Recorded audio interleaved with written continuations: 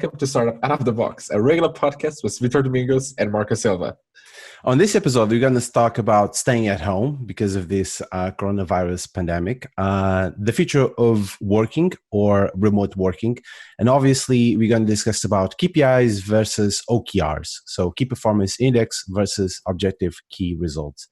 Marco, I can see that you're safe, you're at home and following the government rules, I hope.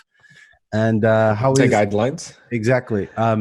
Because one of our first points of this episode, the last one that we record was, I think, in September, something like that. So we went for a long vacation up until the moment that we actually we are obliged to stay at home because of this pandemic of the coronavirus.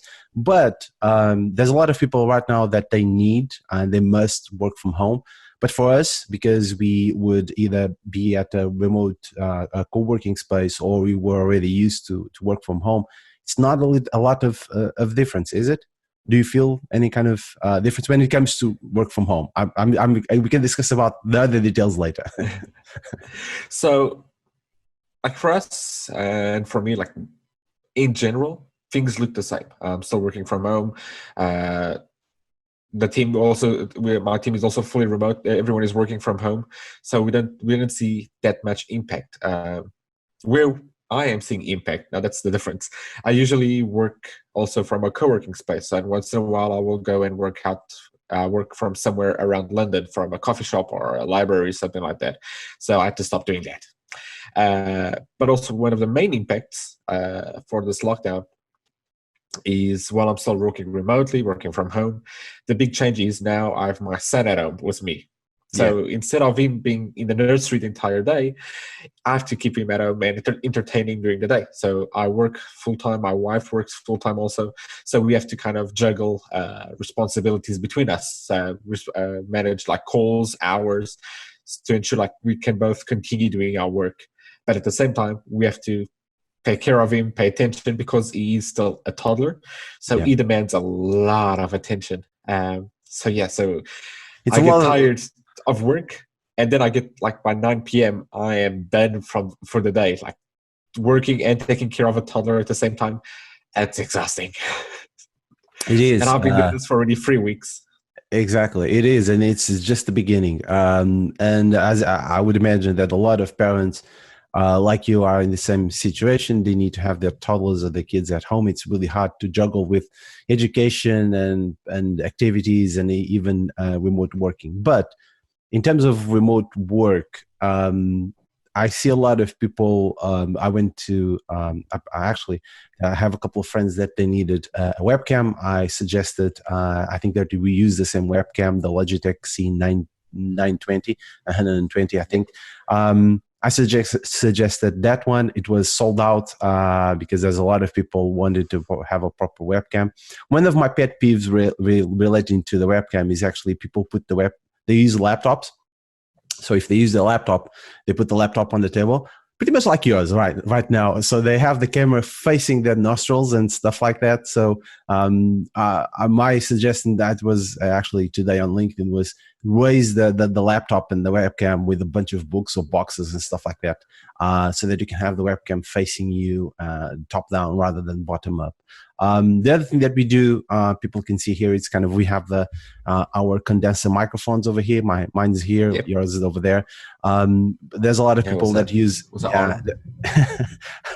there's a lot of people that also use kind of specific headsets, like this one, this one from Jabra and stuff like that, Palmtronics actually, or their own headphones. Any source of a good microphone it's good. Don't use a laptop microphone. It's really bad when it comes to this kind of video conferences. But overall, one thing that's interesting is, like, for example, like the headphones I have now. It's a Sony 1000X Mark II. Yeah, so these microphones are the Mark III, the next version. Yeah. So my ones, as like while they are expensive microphones because of the noise cancelling, their microphone, I would call it crap. It's okay-ish, but it is crap. But just absorbs every piece of sound around me. So sometimes I'm having phone calls with my team, and they can hear everyone around me, all the noise, and I'm like, So when if Usually you're these needing, microphones, the yeah, condenser microphones, they're really better. yeah, because they only have that sound that's what's in front of you and not around you. Exactly. So But if you want to buy headphones with microphone, especially for phone calls, look for, usually if you go to Amazon, look for microphones that say Skype certificate. Usually those are already been tested and they are made specifically for phone calls, and they have like noise canceling on the microphone level. Or like Apple, the AirPods, they have a good quality for phone calls also, because they have the noise cancelling for the microphone. Something like you mentioned, the Jabra. And I'm hoping like the next version of these headphones from Sony also have that, because, well, if you're paying like £250 or £300 for a good pair of headphones, come on, the microphone nowadays is kind of essential. Should be standard. Exactly. So have a proper microphone, have a proper webcam, always your laptop webcam, and use any kind of microphone that is close to your mouth is better than to use the one from the laptop or the tablet. Do you think that also, because people are working from home, I think that because of this pandemic, things are probably going to change for the next couple of months. Do you think that people will start working from home more often and start looking at that as a way of actually work rather than go to the office or go to any kind of co-working space? I'm assuming that in 1 year, we're going to have some not the same restricted laws that it's not laws, advice that we have right now to stay 2 meters apart from each other. But do you think that we're still going to have some restriction, kind of WeWork spaces or co-working spaces, or even a full packed office? Do you think that's going to be possible, or people actually going to start working more from home? Well, I'm hoping that in a couple of months we can start having like a more normal life. Because if I have to spend like 3 or 4 months full time at home with a 2-year-old, oh god, I'm gonna need like a lot of mental support. But like company wise, I feel like in a couple of months things should start feeling a bit more normal. That's what I'm expecting. From there, I think like we're gonna have a mix of situations. So some companies will start embracing more remote work because they've tested, they were kind of forced to test it, and they saw that, okay, this works. But I think in some companies, it might even kill the possibility of having remote ever again. And that also depends on the culture of the company, our managers and our like What do you mean? What do you mean C kill? levels. What do you mean kill remote work? So in some organizations, you can see the culture of the company. I would expect in some companies that they're going to see like a decrease in productivity because they weren't able to adapt to remote work. They weren't able to adapt to what it means to work remotely. So they're going to blame remote as why it didn't happen, and not blame and not understand like themselves like, no, it was our fault. It was our culture. We didn't adapt properly. So that's why remote didn't work. So why didn't it work? Let's try to fix it for the future. And I think some organizations are going to look at it and think that remote doesn't work. We proved it doesn't work. So we're never going to do that again. And I'm expecting that's going to happen in some big type of corporations, old school kind of things. That will happen. But I think in general, this is showing a lot of normal companies that it is possible, even if it's just like 1 or 2 days a week. It will allow people to have that freedom. Well, I think that the remote working will still, in 1 year time, we're still going to talk about remote working. I think that some companies that work around technology, provide services, they might focus to keep their employees at home, because after a while, we're still going to have more liberties when it comes to movement because of this pandemic. But it's still going to be hard for us to go to work and on a full packed tube or bus or whatever, or cars. So I think that's still going to be a lot of restrictions. But people will start kind of move around their house, move around their neighborhood more. But going to work, wearing in a packed tube to work, or going to a co-working space where you just neck to neck or back to back to someone else because they need to put a lot of people there. I think that's not going to happen, at least in 1 year time. And that's going to change the way that companies, especially the ones that provide technology, will operate, especially the ones that have services. And also you're going to impact travel, right? So why do you need to travel to, let's say, I don't know, Manchester or Liverpool to do a meeting when you can do the meeting through um, Zoom or Teams Yeah. or something like that? So Or just send an email or send a Slack message. It's like exactly. there was this comic going out a few days ago or a week ago, something like that. Like someone working from home on a desk, and he kind of realizing, oh yeah, this meeting could have just been an email. Like, Exactly. So there's still a lot of change that people are going to face, that people are going to observe, and also understand that probably remote working is not that bad.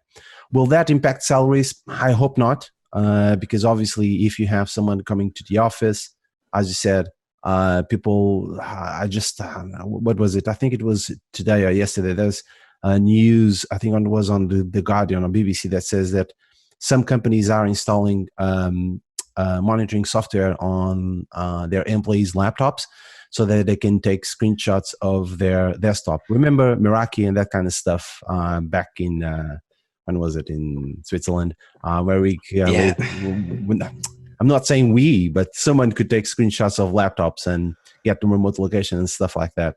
That kind of invasion yeah, of privacy. I think that, and to your point, that there are some projects, there are some companies, CEOs, that they're going to fail their objectives because they don't see the people at the office or because they don't actually can collaborate remotely. They're going to go with the easy way of installing remote software to check on their employees.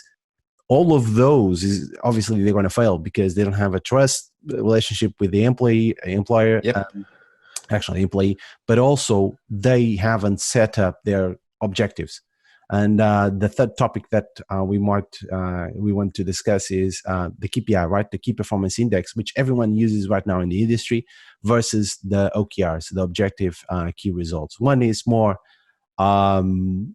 set up to have individual performance of the individual, of the employee.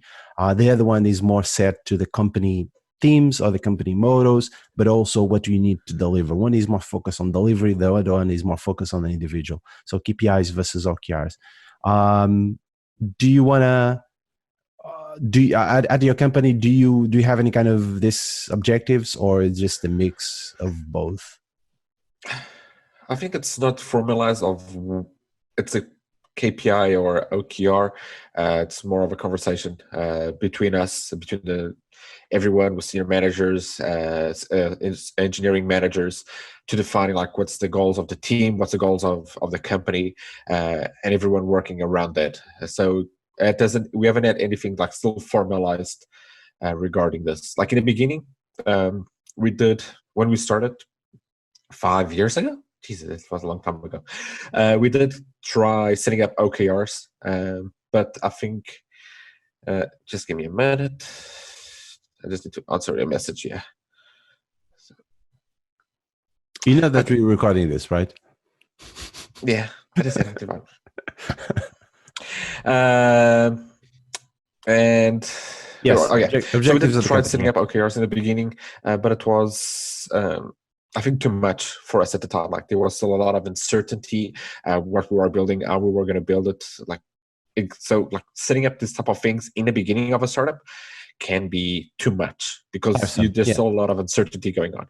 So to define stuff like this, you need to start having a bit of a foundation. You need to start having a base on what is your product, who are your clients, how does the team work, how does development work. So it is something that's a bit more expectable and a bit more measurable. So once you start getting to that point, then it's easier to implement KPIs and OKRs. But also, my advice would be I've already seen some companies trying to implement this, older companies, big companies, and some of them fail because they try to go full heads on. Like they read a book about OKRs and they try to implement everything about OKRs. Kind of like Scrum. Why does Scrum fail in most companies? Because they read the Scrum framework and they try to implement everything instead of adapting. How should this framework work for us? What can we use from this framework that makes sense for us? And I think that's where a lot of companies fail. So if you want to go for KPIs or OKRs or whatever, read those frameworks, see what they're trying to achieve, but focus on what is more valuable to you. Don't try to copy paste and do exactly what's on the manual. Adapt to how you work and what your needs are, or else it's going to fail big time and everyone's going to blame just another framework. True. Well, for me, as I said in the beginning, so the key performance index is more kind of individual oriented goals, but with a more, I would say, quantitative nature. So where you try to measure the quantity of if you achieve that goal or not. The OKR is more as a qualitative, right? So if you actually achieve that objective, doesn't need to be 100%, but if you actually achieve the part of the objective, did it actually deliver something? So it's more, it has a more, it's more oriented to the goals of the company rather than the goals of the individual. So I think that because of remote working, because of how people should be measured or how objectives should be set up, I think that we need to have a mix of probably individual performance on a more quantitative way, but also qualitative way, because that's what's missing on both, right? We can't just go qualitative, but also we need to go quantitative on both. So we need to set up a new way of setting objectives, not just for the company, but also for the individual. And my opinion is that it's going to be a mix of both. It doesn't need to be one or the other one. It needs to be a mix of both. And as a startup, you are right now at the precise moment where you can actually create your own objectives and your own framework. And as you just said, don't go with the full kind of length book of one versus the other, but just adapt and actually try to work with your employees and figure out what's the best way to measure them. Right? Yep. Good. Right. And that's pretty much it. Oh, okay. Can carry on. No, I want to say, like, I need to get going. So that's pretty much it. Exactly. So thank you for this episode 25. I hope that, when was it? And when is it? Maybe in 2 days, 3 days times we can do another startup out of the box. And thank you. Thank you, Mark. See you tomorrow. Have a good one.